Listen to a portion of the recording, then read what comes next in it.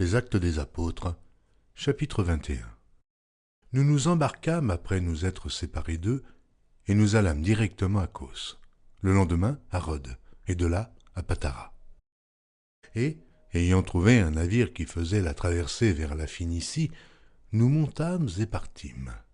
Quand nous fûmes en vue de l'île de Chypre, nous la laissâmes à gauche, poursuivant notre route du côté de la Syrie, et nous abordâmes à Tyr, où le bâtiment devait décharger sa cargaison. Nous trouvâmes les disciples, et nous restâmes là 7 jours. Les disciples, poussés par l'Esprit, disaient à Paul de ne pas monter à Jérusalem. Mais lorsque nous fûmes au terme des 7 jours, nous nous acheminâmes pour partir, et tous nous accompagnèrent, avec leurs femmes et leurs enfants, jusque hors de la ville. Nous nous mîmes à genoux, sur le rivage, et nous priâmes. Puis, ayant pris congé les uns des autres, nous montâmes sur le navire, et ils retournèrent chez eux. Achevant notre navigation, nous allâmes de Tyr à Ptolémaïs, où nous saluâmes les frères et passâmes un jour avec eux. Nous partîmes le lendemain, et nous arrivâmes à Césarée. Étant entrés dans la maison de Philippe l'évangéliste, qui était l'un des 7, nous logeâmes chez lui. Il avait 4 filles vierges qui prophétisaient. Comme nous étions là depuis plusieurs jours, un prophète nommé Agabus descendit de Judée et vint nous trouver. Il prit la ceinture de Paul, se lia les pieds et les mains et dit « Voici ce que déclare le Saint-Esprit. L'homme à qui appartient cette ceinture, les Juifs le lieront de la même manière à Jérusalem et le livreront entre les mains des païens. » Quand nous entendîmes cela, nous et ceux de l'endroit, nous priâmes Paul de ne pas monter à Jérusalem. Alors il répondit « Que faites-vous » en pleurant et en me brisant le cœur. Je suis prêt non seulement à être lié, mais encore à mourir à Jérusalem, pour le nom du Seigneur Jésus. Comme il ne se laissait pas persuader, nous n'insistâmes pas et nous dîmes « Que la volonté du Seigneur se fasse ». Après ces jours-là, nous fîmes nos préparatifs et nous montâmes à Jérusalem. Quelques disciples de Césarée vinrent aussi avec nous et nous conduisirent chez un nommé Mnason de l'île de Chypre, ancien disciple chez qui nous devions loger. Lorsque nous arrivâmes à Jérusalem, les frères nous reçurent avec joie. Le lendemain, Paul se rendit avec nous chez Jacques, et tous les anciens s'y réunirent. Après les avoir salués, il raconta en détail ce que Dieu avait fait au milieu des païens par son ministère. Quand ils l'eurent entendu, ils glorifièrent Dieu, puis ils lui dirent « Tu vois, frère, combien de milliers de Juifs ont cru et tous sont zélés pour la loi. Or, ils ont appris que tu enseignes à tous les Juifs qui sont parmi les païens à renoncer à Moïse, leur disant de ne pas circoncire les enfants et de ne pas se conformer aux coutumes. Que faire donc ? Sans aucun doute, la multitude se rassemblera, car on saura que tu es venu. C'est pourquoi, fais ce que nous allons te dire.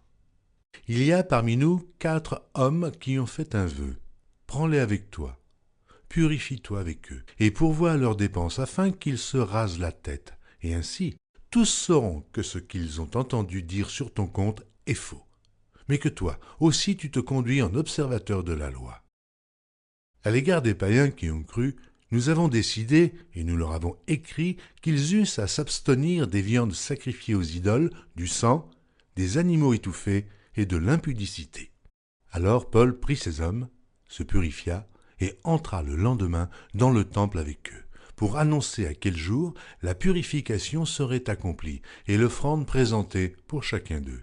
Sur la fin des 7 jours, les Juifs d'Asie ayant vu Paul dans le temple, soulevèrent toute la foule et mirent la main sur lui en criant « Homme israélite, au secours !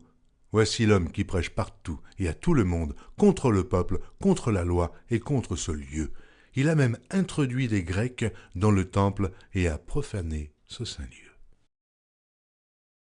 Car ils avaient vu auparavant Trophime d'Éphèse avec lui dans la ville, et ils croyaient que Paul l'avait fait entrer dans le temple.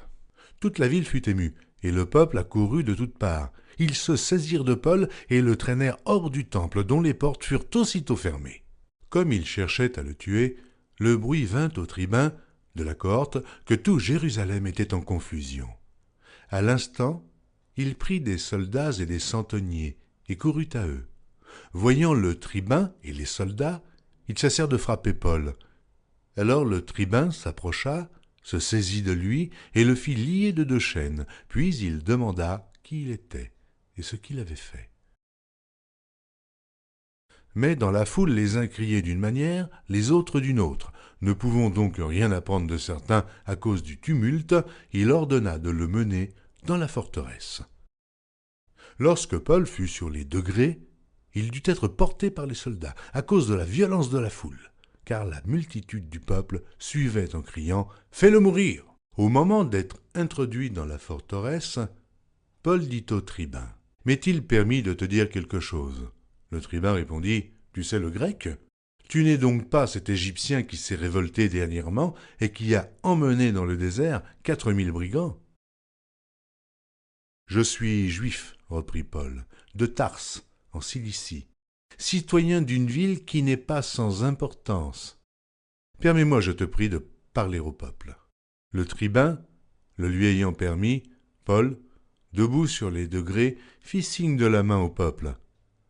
Un profond silence s'établit, et Paul, parlant en langue hébraïque, dit